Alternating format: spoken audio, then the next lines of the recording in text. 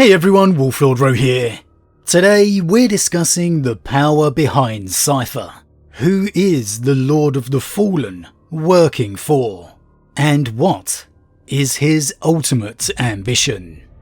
Spoiler warning to begin, as today we will be talking events from the Warhammer 40k novel Cypher, Lord of the Fallen by author John French. As always, I really recommend you read the stories for yourself first without spoilers, as that's the best way to enjoy the lore for yourself. But with that said, let's just jump straight in. So Cypher, in a strange way as iconic to the Dark Angels chapter, as Supreme Grandmaster Azrael or Asmodai, it just feels like the guy's always been around. And really, he has. I dusted off the 2nd edition Angels of Death Codex the other day, still the greatest codex of all time by the way, and I was quite surprised to see that Cypher wasn't mentioned in there anywhere. It made me think that maybe my memory was playing tricks on me. Sure, there was mention of the Fallen, but no Cypher. But of course he was in the Chaos Codex, back in the day that all of the Chaos, Demon and Marine alike was still under one book. Right near the very back, the final few pages, the Fallen Angels and Cypher, Fallen Dark Angels Champion, for 112 points in case you were wondering. Lore-wise, even here, Cypher was still pretty much the same mysterious character he is today. A strange hooded figure who barely speaks, no real name known, dual wielding pistols, clearly a member of the former Dark Angels Legion, appearing on worlds in what seems to be a slow path towards terror, and quite possibly carrying the fabled lion sword upon his back. It's remarkable really how little Cypher's character has evolved or changed over the years. That description even then still equally applies today. And he's remained an incredibly popular figure, which for me is down to that mystery factor. With the arrival of the Horus Heresy series, we saw some light shed onto the title of Cypher within the days of the Legion, the role the figure played in the Order of Caliban, the final revelations perhaps still to come in the final to the Siege of Terror, and the Scouring series thereafter. Yet it was the arrival of the 40k novel, Cypher, Lord of the Fallen, by author John French, a novel dedicated to Cypher in particular, that gave the hope of revelations and answers to those decade-long questions. A tantalizing glimpse into the character we've never seen before. Now, I reviewed the novel a week or so ago, and if you missed that, I classed it as an absolutely excellent read and highly enjoyable. One that if you haven't read, I strongly recommend you stop this and go and read it before carrying on any further. However, before we even get to Cypher in particular, I'd be remiss if I didn't mention how much the Dark Angels themselves have evolved around his set character. While Cypher has largely remained the same man we've always known, the Dark Angels chapter by comparison has revealed a much darker edge. They've become a chapter who would go to any lengths to hide their shame. In reading through that 2nd edition codex the other day, it's amazing to think that this is still the same chapter. A chapter who would dare to infiltrate the Imperial Palace, the absolute height of heresy. Yes, the hunt for the Fallen was always paramount to them, even back in 2nd edition, but you certainly didn't get the sense of it compromising their character. And in regards to that now, along with the Lion himself returning, and redeeming those Fallen who wish to join his side. Honestly, the line between the Dark Angels and Fallen has never been more blurred. It's a very exciting time, and it's going to be a fantastic narrative to unwind over the months and years ahead. It's surely only a matter of time until we get a Cypher Lion meeting, or even a Luthor Cypher one for that matter too. But let's get on to the main event now, and focus on Cypher specifically. What did we learn from Lord of the Fallen, and what new questions were raised? As ever with Cypher, a lot of it is entangled within riddles and secrets. I don't think we can say we have a fundamentally different view of him now than maybe we did previously. However, there has absolutely been perhaps the biggest development of his character we have ever most likely received. So let's begin with the fabled sword upon his back, the much rumoured Lion Sword itself. As we know, Lord of the Fallen covers the events of Cypher's escape from the dark cells beneath the Imperial Palace, where, if you weren't aware, Cypher was placed after aiding Guilliman reach Terra during his Terran Crusade, the event that transpired shortly after Guilliman himself returned. Now, when Cypher and his fellow band of Fallen escaped the cells, their first objective was to find and re-equip their armour and war gear. Most importantly for Cypher, to reacquire the sword. However, though they found most of their equipment and war gear fairly easily, the sword itself was not present. And we got two very intriguing revelations in this moment. The first is a seeming hint to when and where Cypher did indeed acquire it. The sword I have borne since the breaking of our legion. The sword that sits at my back, never drawn. The sword that I can never put down, not until the end. So maybe not the most definitive statement in the world, but that very first line certainly seems pretty confirming to me. The sword I have borne since the breaking of our legion. Since the breaking of our legion. To me, that really feels like a way of saying that's when it begun. When the sword was acquired, at the breaking of the Dark Angel's Legion. Otherwise, surely you'd use the term before, or prior, or even after.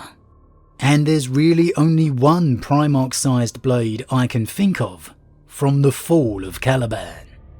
The second revelation here is the importance of this sword to the Fallen accompanying Cypher. The sword is gone, Askar laughs. You carried it all this way, all this time, and now you have lost it. The last reason any of us have for following you. Gone. Now, you want to talk of definitive statements. That's about as definitive as you can get. Now you have lost it. The last reason any of us have for following you. Gone. Describing a sword as a reason for following someone, being dedicated or pledged to their cause, is a little odd to say the least. This is no Excalibur and King Arthur we're talking about here, the sword in the stone. So the Fallen actually having done this certainly implies the sword is of great significance and importance somehow. Yet, even if you want to see this as another tick in the column of this being the Lion Sword, it doesn't necessarily explain why the Fallen would be so invested in it, as many or most see the Lion as having betrayed them. They have no love for him at this point. Instead, for me, this implies the reason or purpose that Cypher has the sword as key. That is the reason why the sword is so important, even to them. What Cypher is going to do with it, why quite clearly, it can only be done by this sword. Again, placing a great deal of emphasis on it being more than just a simple blade. You could say that Cypher doubles down on that notion by stating that they're going to get the sword back and then take it where it's needed. Another implication of the sword having a specific purpose. Now, we also get Cypher directly talking of the sword within his own thoughts, as if addressing the reader. However, this is all very much a riddle, as I said in my review, referring to everything as both a lie and the truth. What he does address is it being the much believed lion sword, and that if it is, a blade such as that would suit a purpose, such as kneeling before the Emperor, raising the blade to ask forgiveness, or equally, using the blade to kill the Emperor. And let's be honest here, these are the two most discussed theories within the fanbase over the years, that it is the lion sword, and Cypher is either going to use it to kill the Emperor, or to ask forgiveness from him. However, he does propose two other suggestions. The first, that it perhaps could in fact be the Arch-Betrayer's blade, Luther's. The second, that in fact it's no special blade at all, but instead rather a key. A key that could unlock the deepest of Dark Angel's secrets that even they aren't aware of. However, for me personally, I think we can rule both of these suggestions out. The blade being Luther's for me just doesn't make much sense. We know the blade is stated to be the same size as Cypher is tall, and as can be seen from his tabletop model, the sword is clearly Primarch size. Luther wasn't even a true Astartes. He was too old to undergo the 4 Astartes surgeries required. He instead went through as much gene enhancing as could be done, but he was actually still a tad smaller and weaker than most legionaries. Though we are yet to see the fall of Caliban in the Scouring series, at this point we know he'll receive an influx of power from the Dark Gods, something similar to Horus perhaps, though obviously far weaker. Even with this, there's been absolutely no mention of him growing in stature, let alone to Primarch scale. And in all the scenes of him post Caliban's fall, when imprisoned within the rock, he's quite clearly his usual size. So for me, there's no way this is likely to be Luther's blade. As for the key suggestion, again not for me.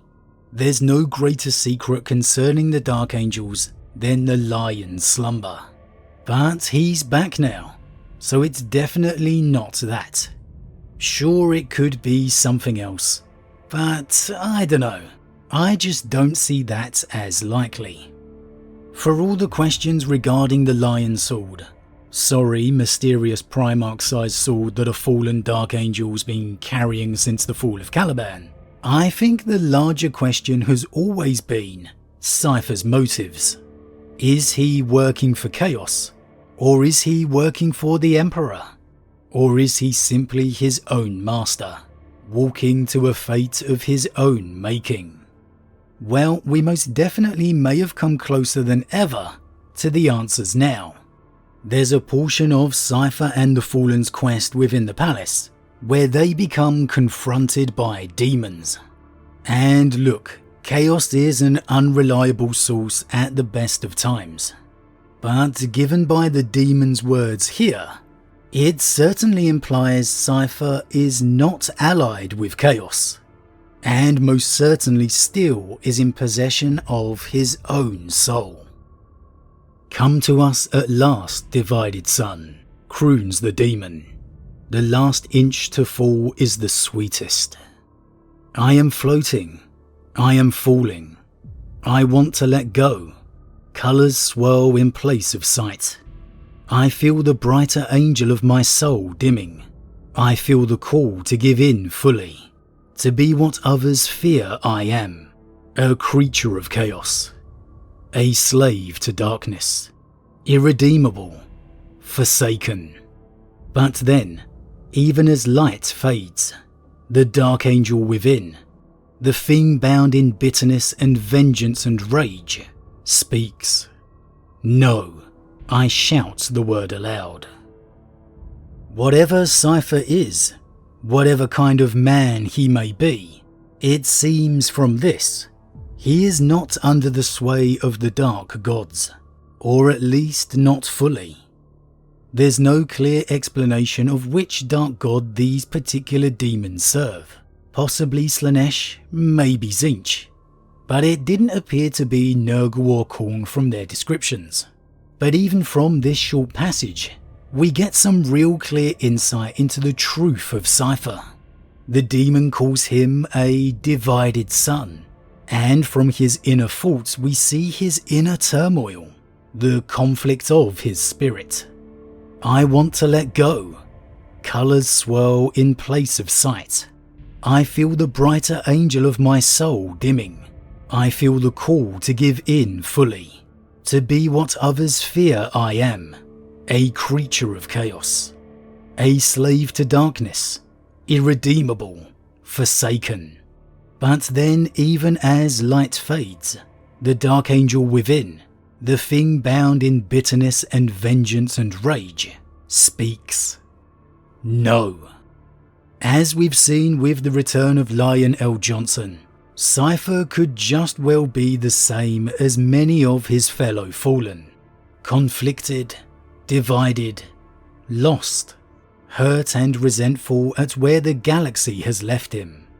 His actions since, motivated out of the pain of anger, resentment, the inevitable desire for vengeance.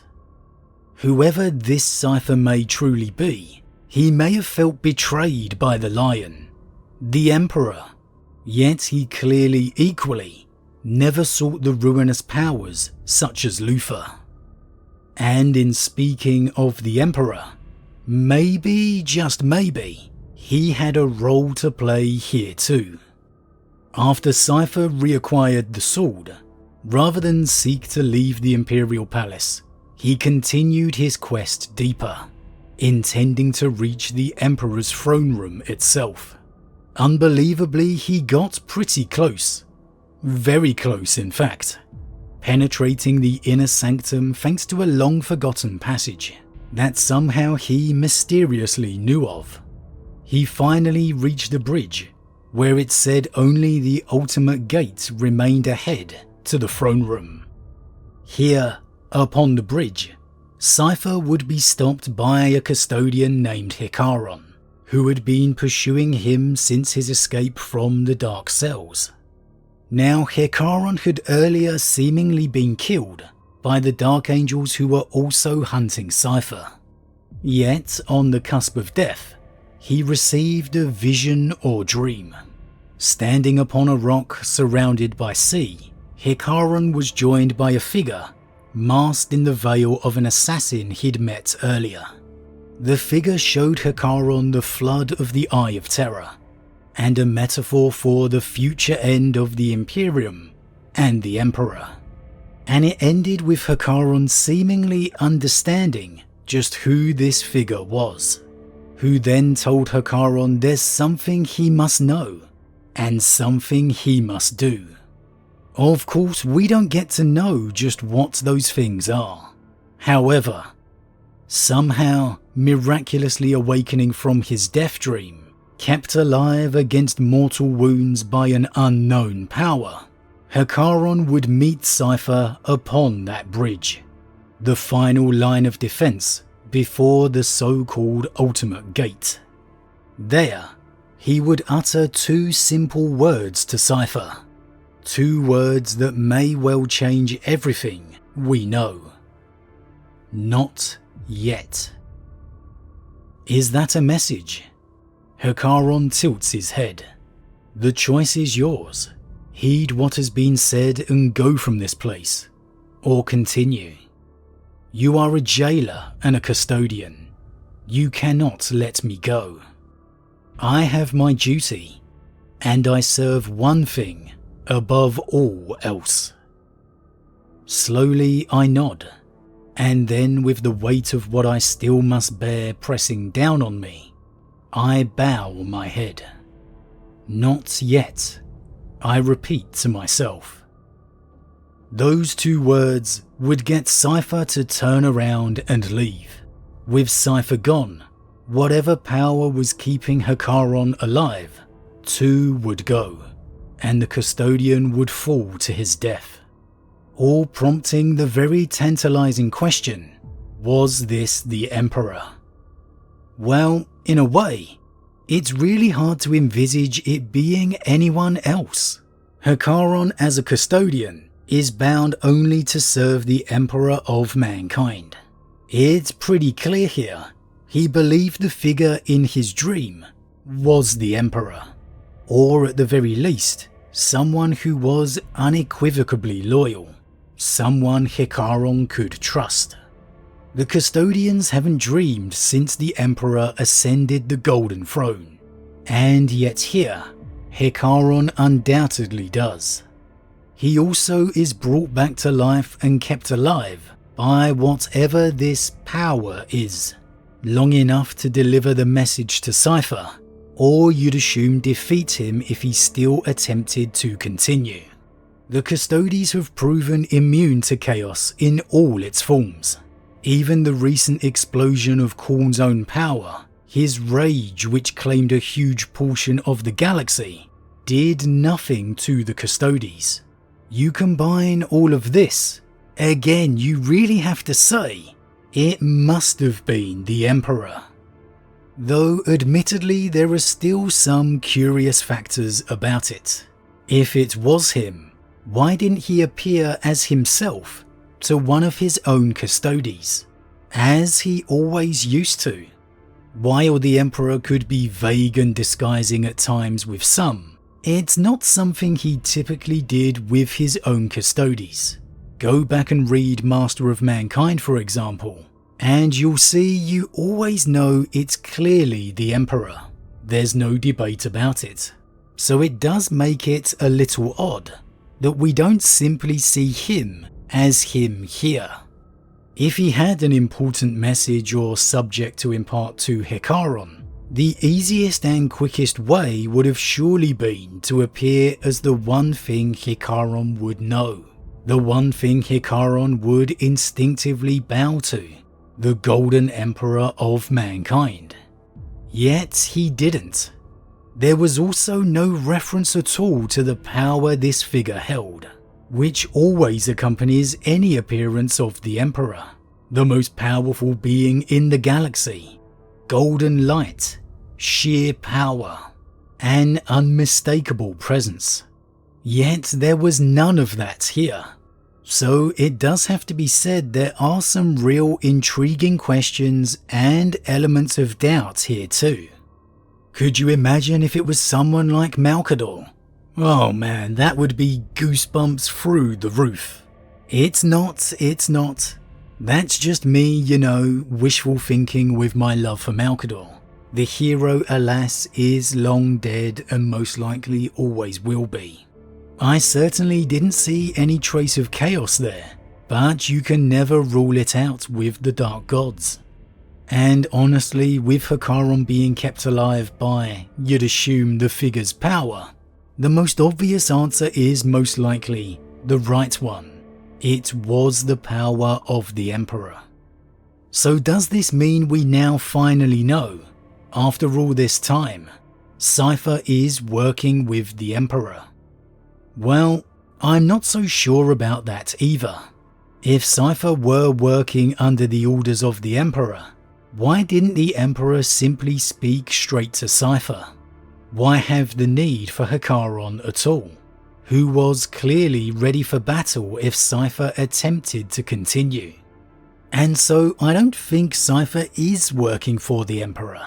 I don't think he's working for Chaos either.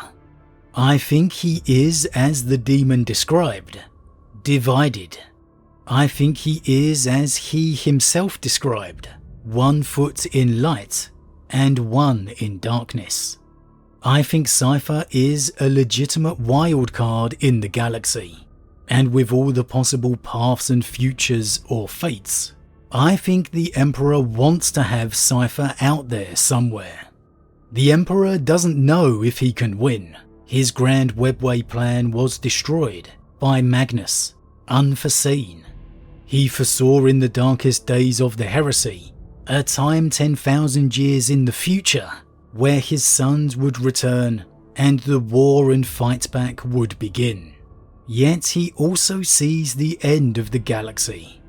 Having Cypher out there somewhere, determined to enter the throne room, perhaps to slay the Emperor with the Lion Sword, could be one of many possible futures the Emperor foresees. A future where, if they lose, his rebirth may be the only option left. And so the Emperor needs Cypher. He needs that wild card out there.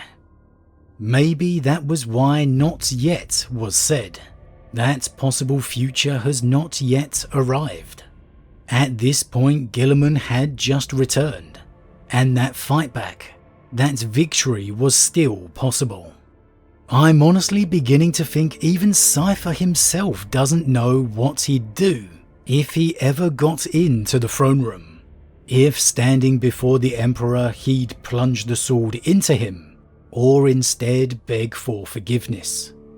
I think it's the perfect symbol for what many of the Fallen have become, caught between two fates, neither of which truly were of their own making. And Cypher represents that, for all of them. Why did he listen? Why not? Perhaps it's because he's loyal.